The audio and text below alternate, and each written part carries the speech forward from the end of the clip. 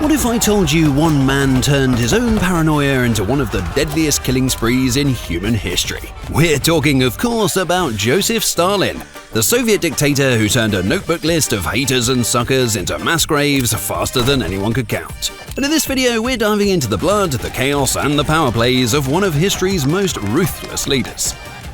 So, grab a bottle of vodka, because this is one dark chapter you probably want to forget. As the old Russian saying goes, the less you know, the better you sleep. So let's wind it back to the year 1878. Now, little baby boy Stalin was born in Gori, a small town in present-day Georgia, then part of the Russian Empire. As a young lad, he grew up in a very poor family, just like most Russian kids at the time. Well, what did you expect? After some time of being hungry all the time, he somehow earned himself a scholarship to a prestigious religious institution somewhere in the empire. Not that young Joseph really liked the place and what they were teaching, but certainly it was way better than being back home getting your head caved in by a drunk and violent father. While Russian nationalism was all around him, he secretly began reading Marx, Engels, and Lenin.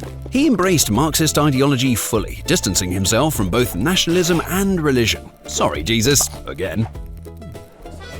As he rose to become a key underground organizer, young Joseph adopted a practical, almost vicious approach to getting things done. This earned him the name Stalin, meaning man of steel. Well, actually, he didn't really earn it. He just decided to call himself that. His real name was Joseph Vissarionovich Jugashvili. And me, the voiceover guy, just charged an extra 50 quid to research that and pronounce it right. Probably still messed it up though. Please don't send me to Gulag now. Much appreciated. Anyway, back to the long name guy, now called Joseph Stalin. Now, think of him a bit like Superman, except the Russian version, whose superpowers included starting famines and making political opponents disappear. Not exactly a DC comic sequel ripe for the picking. Any other left-wing communist movie ideas? Alright, we're already in one. Well, here's another idea. Ever wanted absolute authority, but in plush form?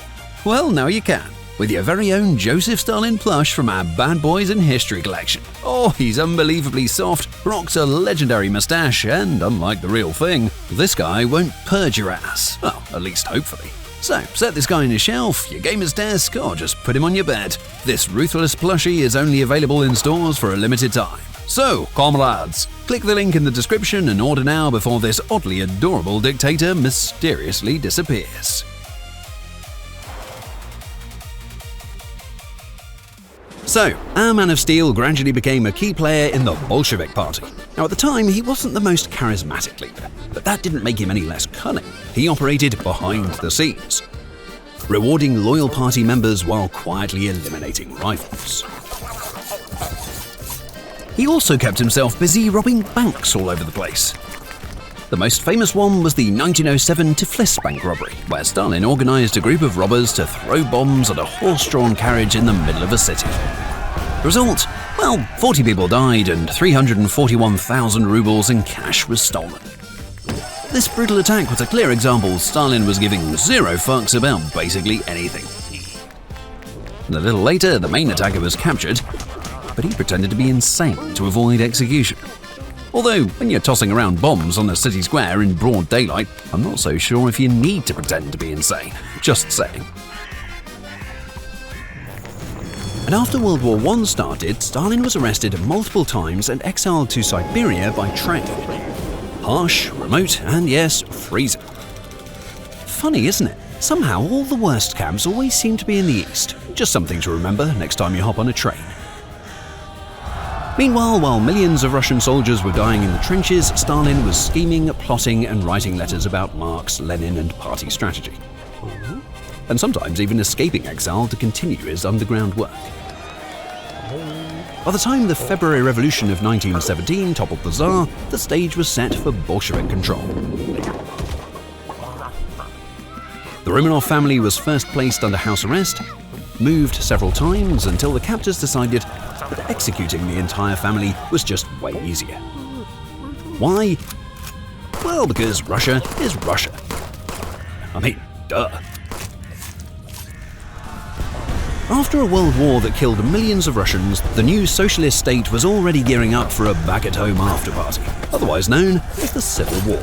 Now, this brutal clash between the Bolsheviks and the Whites would cost millions more lives, starting to make mass death look like a Meanwhile in Russia meme. Now, while being stationed in the city of Tsaritsyn, later Stalingrad, Stalin helped organize Red Army units, ensuring discipline and loyalty among soldiers. His actions during this period contributed to his reputation for ruthlessness and practical efficiency. From 1919 to 1920, Stalin expanded his reach across southern Russia. He was no longer just a regional operative, he was a major figure in the Bolshevik hierarchy, combining military, political, and administrative power. Now, after the Civil War gradually ended, Stalin strengthened his position. In 1922, he was appointed General Secretary of the Communist Party. Now, that might sound like a boring bureaucratic title for such a guy, but since Stalin doesn't rhyme with boring, and General Secretary doesn't rhyme with political rivals staying alive, you can probably guess what happened next. Well, actually, Lenin died by a series of strokes, which is a natural death, which is kind of surprising.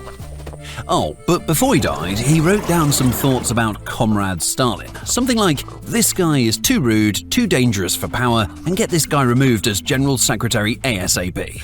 I guess Lenin had an aching gut feeling on his deathbed. Eventually, his death created a power vacuum in the Soviet leadership, which Stalin would eventually exploit to the full. At the time, there were three guys hanging around, all eagerly pushing for political control: Trotsky, Zinoviev, and Kamenev. Kind of like a Russian style The Good, the Bad, and the Ugly, except none of them were good, all of them were pretty bad. Oh, and very ugly. And the price to be won? Well, complete control of the Soviet state. But Stalin wouldn't be Stalin if he couldn't turn this situation into a good old Western. Sorry, Eastern Showdown. Although for Zinoviev and Kamenev, the epic showdown was actually more or less a firing squad preceded by a show trial, and for Trotsky it meant an ice pick landing in his skull. Somewhere in Mexico, which is pretty random. With his three biggest political rivals all residing 6 feet under, Stalin no longer had to pretend to share power. By 1928, he was in full control of the Communist Party, the secret police, and army leadership. Now, what followed was one of the world's most deadly reforms. This was Stalin's way of remaking the Soviet state in his own image. And by remaking, we mean fear, famine, and a shitload of factories. First came collectivization. Stalin forced peasants to give up their land, livestock, and tools and join massive state-run farms. Private property? Gone. Resistance brutally crushed. People who resisted were labeled kulaks and either deported to Siberia or shot on the spot. Grain quotas were impossibly high, and failure wasn't just punished, it was criminal. In the western regions, the Holodomor killed millions of Ukrainians. Entire villages starved to death. After a while, people ate bark and grass, and at some point, even their dogs and cats. Some Chinese chef is taking notes here. We will continue Stalin's bizarre life story in our Part 2 video. Also, remember to grab your Joseph Stalin plush from the Bad Boys in History collection while it's still available. It's soft, iconic, and far less threatening than the original. Perfect for your desk, shelf, or bed. Just don't wait too long, or this oddly adorable dictator might disappear before you can order. So, check the link in the description and subscribe to our channel if you don't want to miss out on any new videos.